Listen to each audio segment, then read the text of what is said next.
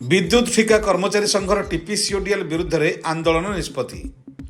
खंडपड़ा block अधीनस्थ Banamalipur grammar प्रभु श्री श्री सोमनाथ देव मंदिर परिसर में कल्याण मंडप ठारे विद्युत ठिका कर्मचारी संघर एक साधारण बैठक संघर सभापति रवींद्र कुमार दास पौरोहित्य में अनुष्ठित हो जाइछि।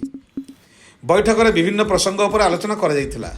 राज्यर विभिन्न जिल्लार संगठन कर्मकर्ता माने जोगदे सेमानंक मत रखिथिले।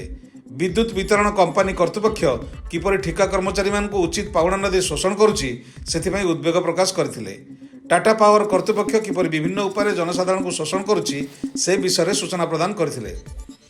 10 वर्षर ऊर्ध्व समय धरी कार्यरत ठिका कर्मचारी को स्थायी कर्मचारी मान्यता, सेसु कर्मचारी भली वेतन प्रदान, 8 घंटा ड्यूटी प्रदान, सीसीए कर्मचारी मानक कुशली श्रमिकों मजूरी प्रदान आदि दाबी नहीं संघर सदस्य माने आगामी दिन में राजरास्ता को ओह्लाइबे बोली संघर सदस्य माने निष्पत्ति नहीं। एथिरे भारतीय मजदूर संघर राज्य शाखार साधारण संपादक विनय कुमार त्रिपाठी समेत सत्यव्रत परिड़ा, सुकांत कुमार महापात्र प्रमुख नेता माने विभिन्न दाबी पूरण नहीं टाटा पावर विरुद्ध में आंदोलन पर रणहुंकार देते।